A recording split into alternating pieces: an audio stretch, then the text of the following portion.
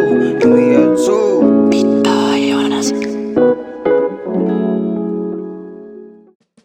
Hey y'all, it's your girl Alante and welcome back to my channel. I am reading chapter 3 in The Black Woman's Guide to Understanding the Black Man by Shahrazad Ali.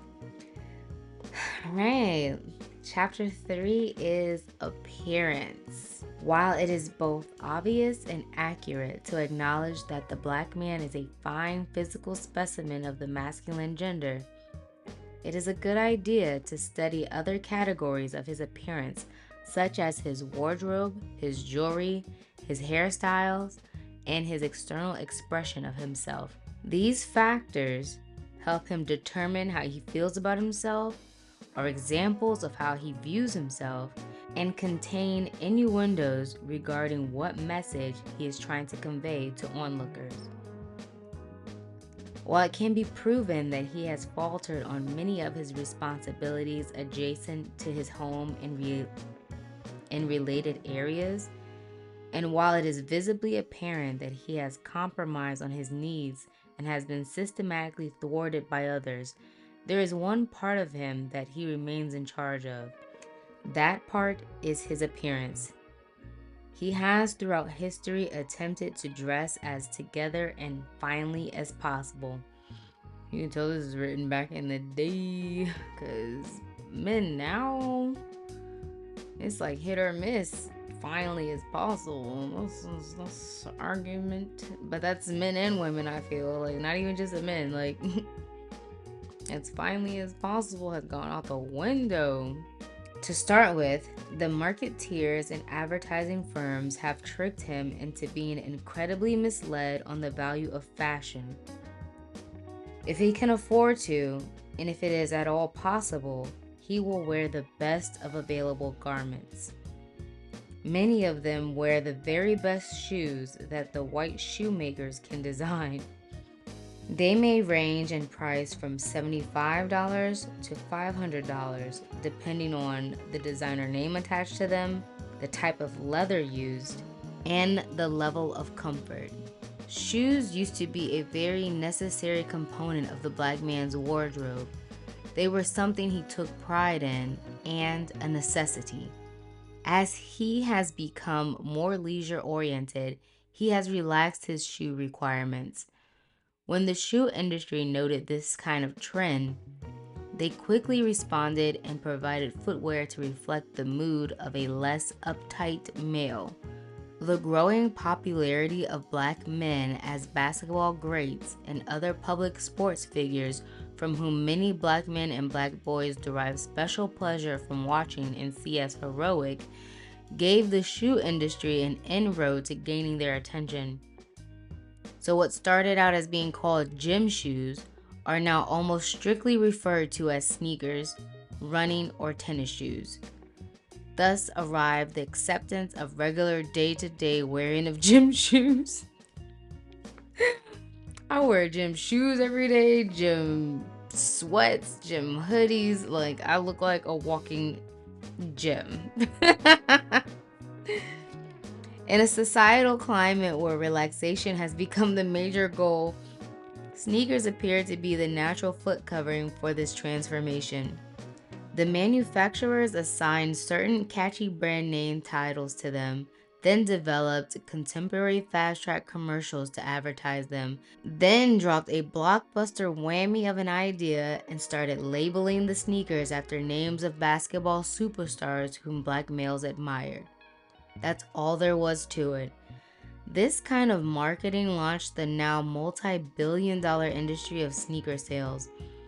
Practically every black man and black boy owns a pair or several pair.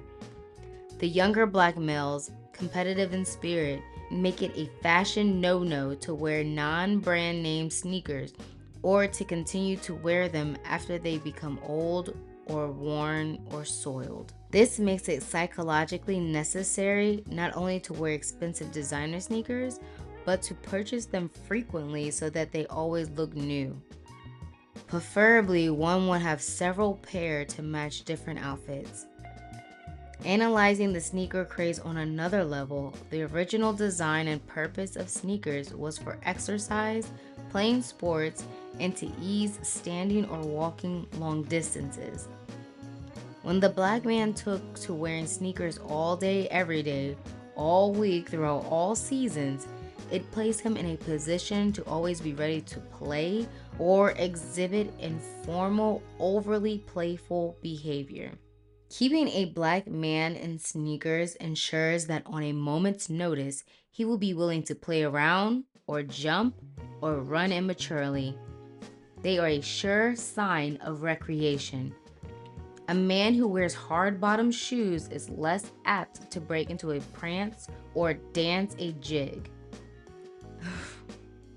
Hard bottom shoes require the black man to walk differently, stand differently, and they bring more seriousness to his motion and decorum.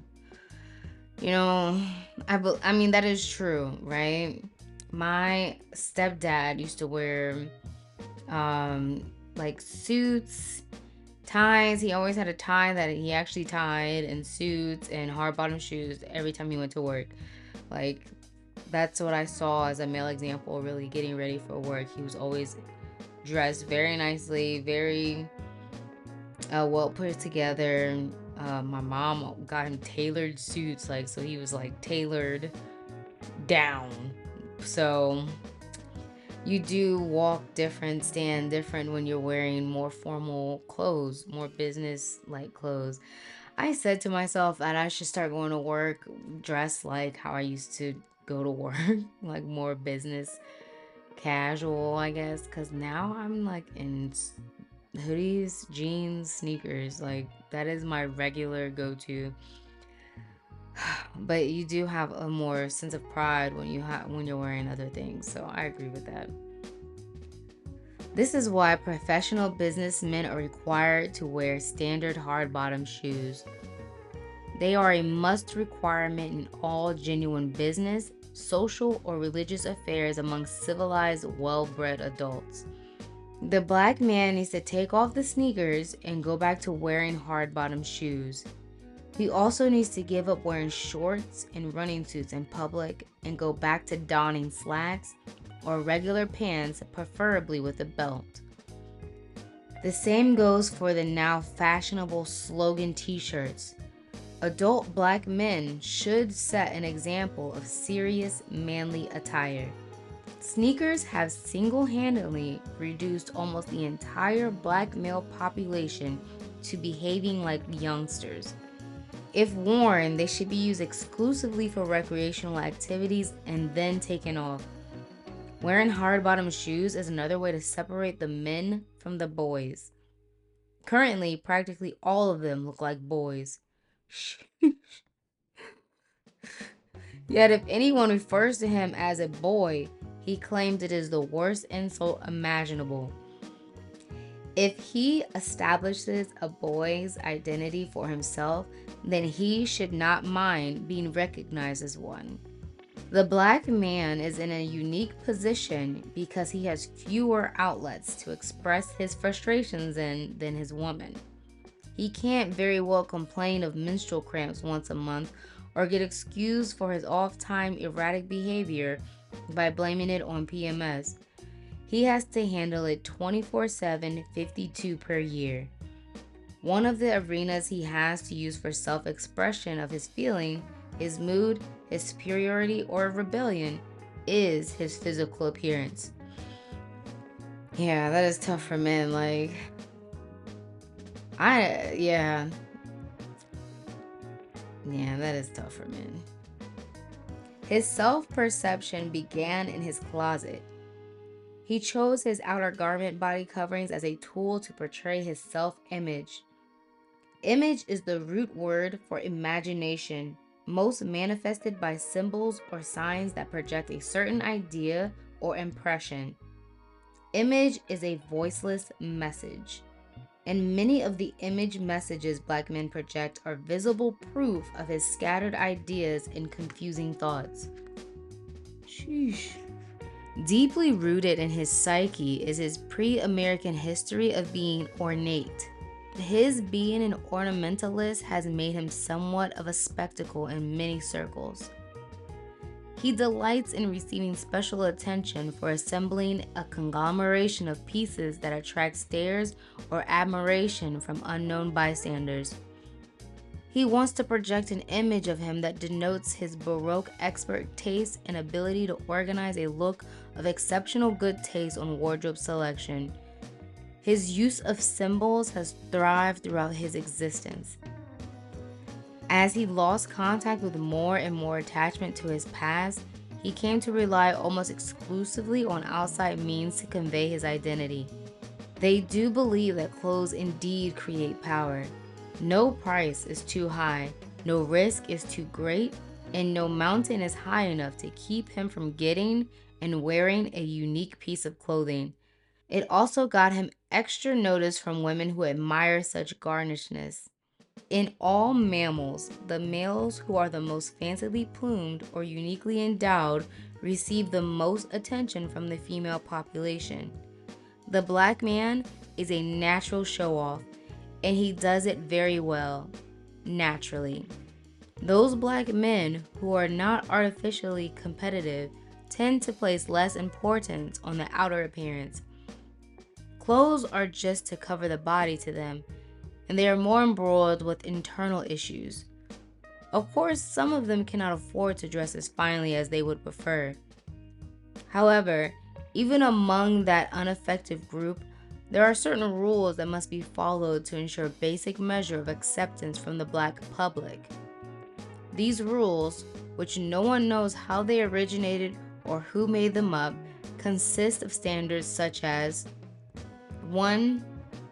Now, mind you, this book was written or published in the 90s, so keep that in mind. 1. He is not to wear plaids and stripes or polka dots and tweed. 2. He must not wear wide-leg pants or pants without pockets. 3. He, under no circumstances, is to wear no-name sneakers. 4. He must never put on a pair of pants that land above his ankles. 5. He cannot adorn a suit with the wrong size lapels. 6. He should not mix unsimilar shades of colors in random sequence. These are just examples of the guidelines that are used to measure his public image. Violations of these rules earn him disdain, laughter, mockery, dislike, less consideration. It may cause him to be perceived as unintellectually endowed. It can prevent him from gaining the attention of a woman and imply that he has no style. There exist several visible cliques of black men who have affiliated themselves with various religious causes which dictate they wear non-Western attire.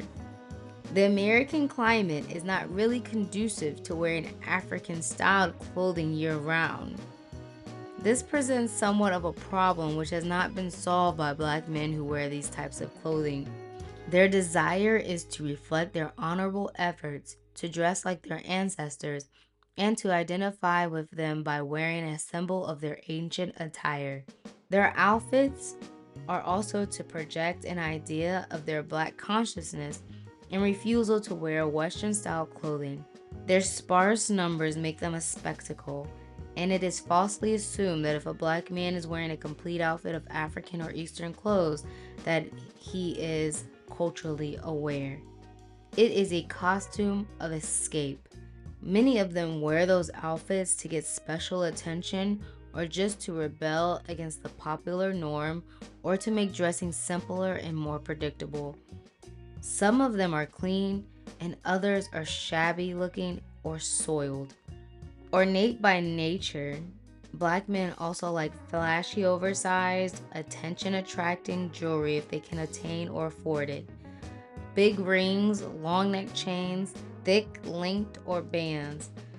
Some of them are so impressed with their names or their nicknames as their special identity that they have specially made diamond or gold pieces with their names in recognizable lettering. The standard is that every black man who is on top of style must have an admirable piece of jewelry on his person somewhere, and it must be real. meaning it must be gold, silver, or contain precious stones like diamonds, rubies, or emeralds. They vie with each other to be the most different.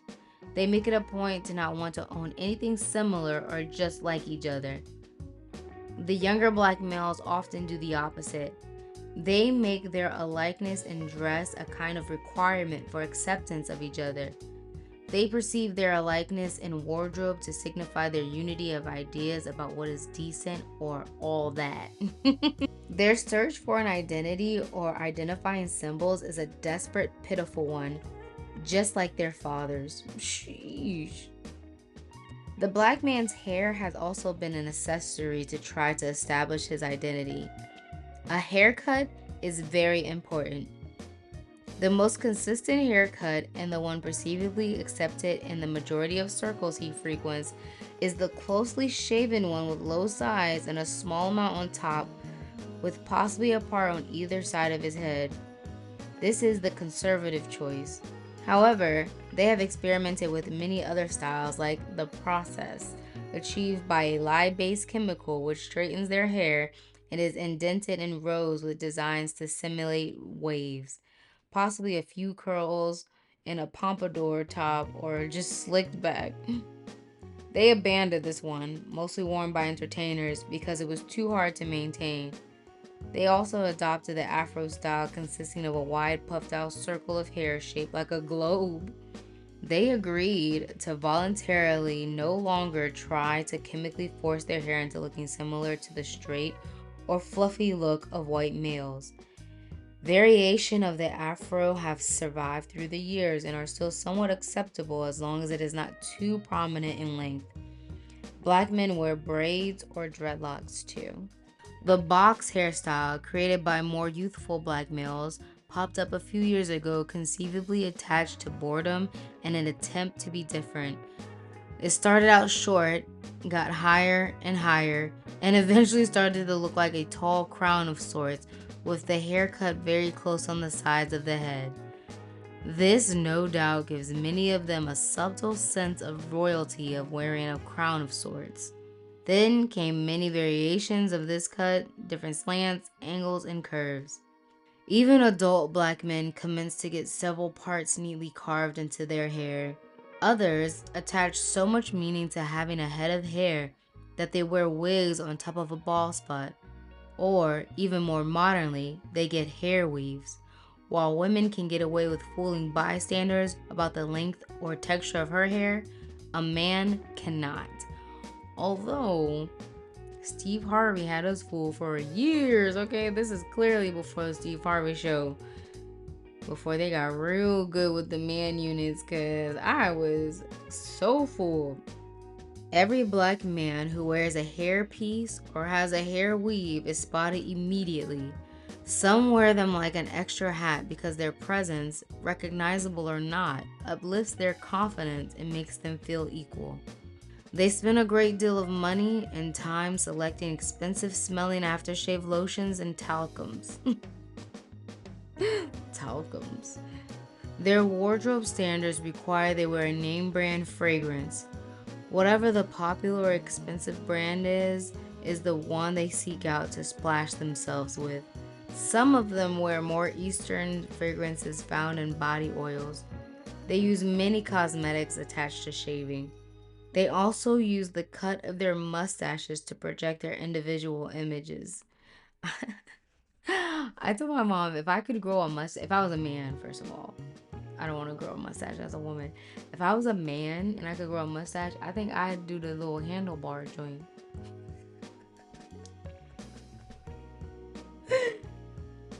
I don't know. Ever since I seen that commercial from back in the day, he's like, I mustache you a question. I would totally have a handlebar mustache. Other men decided to wear their hair long in flamboyant styles, or the jagged, mop-like dreadlock hairstyle, long or short.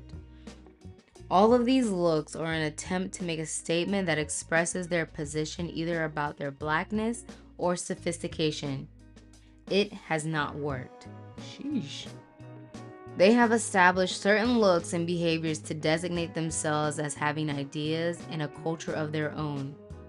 It's interesting to note that their symbols are transferable.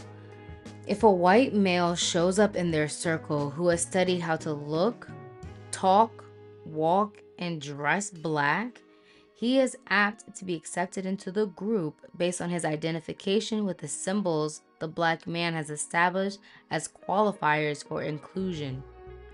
The technique of copying symbols is also used by blacks who desire to function among whites and receive acceptance for their ability to display and mimic the symbols inherent in white life. Black men do not arbitrarily oust other nationalities from their groups, especially if that person can fit in by being the same as them. They will even start to refer to the white male in their midst as a brother by virtue of his physical actions or sounds. The latest trend among black males is to seek out ethnic items to denote their pride in their blackness. They are great advertisers. They delight in wearing garments advertising Reebok, Nike, Adidas, Fila, Puma, or other popular names just as much as they do in wearing a strip of kente cloth, a fez hat, a kufi, an African pendant, Pan-African colors of red, black, and green, or an entire African costume. They are strictly dealing with symbols which they define as having identifiable meanings, or so they think. Some of them wear t-shirts boldly imprinted with vulgar sentences or words or pictures. They do not see them as offensive and consider themselves brave for taking the challenge of wearing a sign. They are trying to make an identity for themselves. They already have an identity, but they reject it because it requires them to change the way they think and live. They are too mentally lazy to attempt this, so they continually rely on external shields they can wear and forget about. To further the gossip regularly circulated about their mythological, grandiose sexuality, many black men purposely select clothes to accentuate their sexual presence. They try to formulate an identity by wearing shirts half open to the waist, revealing their chests. They walk down the street in biker shorts, displaying the outline of their penis. They might wear tight-fitting pants to hug their thighs or buttocks, or they wear skimpy swim trunks, also chosen to draw attention to the imprint of their sex organ. Some just choose to walk around with no shirt on at all or in short shorts to display their bodies and hopefully their virility. Black women use clothes to look better. Black men use them to feel better. These days, modern technology makes it possible for the black man to make physical cosmetic changes in his looks. He can get a nose job and change the shape or size of his beak. He can have his ears pinned back. He can have his lips trimmed and his eyes widened. He can reconstruct his entire face, including his eyes with contacts, to look as much like a black European as possible. These are vain actions that further demonstrate his dissatisfaction with himself. Few black men have their nose made flatter or wider, and none desire to have their lips enlarged. That makes me think of Michael Jackson. Like, he definitely thinned out his lips. People don't really talk about that part of the surgery a lot, but like, he didn't have much lips. He had no nose. His eyes were wider. Like, he just totally butchered himself. A lot of them in that family just totally butchered themselves. The black man has internalized the jokes and racial slurs about his proud, distinct, and different African facial features. This is also obviously the attitude of black men who use a tad of chemical hair straightener in his hair to create a slight wave or curl. He is still trying to emulate the looks and the hair texture of the group he says are his oppressors. He does everything he can to look as much like them because he thinks it'll make him more acceptable and allow him to blend in more. But he can never get very far away from his actual skin color unless he is so fair-skinned as to be able to pass for white. Some of them do that too. They want to be as far removed from their blackness as possible. While it is important to be able to speak the language used to communicate in America, the black man will adopt a European style of talking and tone of voice that on the telephone makes it impossible to determine whether he is white or black. While speaking this way in itself may be considered harmless, the problem lies in the black man not only copying the language, but mimicking the ideas, attitudes, and priorities of others. The use of specialized language imitations of another race or nationality makes the black man take on an entire mental disguise to imitate others and become further removed from the complications of his own nationality.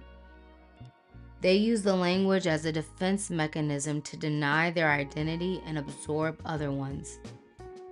As a final revelation regarding black men proudly wearing name brand and designer sneakers while walking around claiming they are trying to reclaim their African culture, the word Nike is defined as the name of the winged goddess of victory in Greek mythology. It is doubtful that any black man or black teenage male in America knows that the white woman named Nike, who they honor and represent by wearing sneakers, caps, sweatsuits, socks, and other items, is not representative of African or any other non-white culture.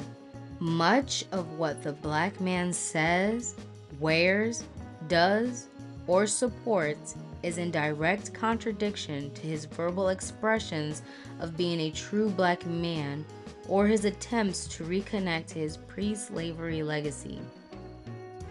The black man should investigate all of the labels/words on the clothing he wears so that he will understand how confusing he appears to intelligent people. He should not wear signs or symbols which are alien to his blackness. His clothes do not have to have a name on them at all to serve the purpose of covering the body neatly. Black men are drawn to wearing garments with names on them because it gives them an identity. He knows nothing about the companies he supports with his patronage. That is chapter 3, appearance. I have personally felt a personal I have felt a personal conviction to really get rid of a lot of name brand clothes that I have that I had just to have. Like, I have so many pairs of Nikes, so many shoes. I have so many shoes. It's a ridiculous amount of shoes. Sneakers in particular that I just will never wear. I haven't worn in years. I was a collector at one point, and it's like I was really sitting down with myself, especially after reading this chapter, like, what am I doing this for? Like, what is the point of wearing these particular brands? And so most brands I support now are either a message or a company or a CEO that I would really want to support.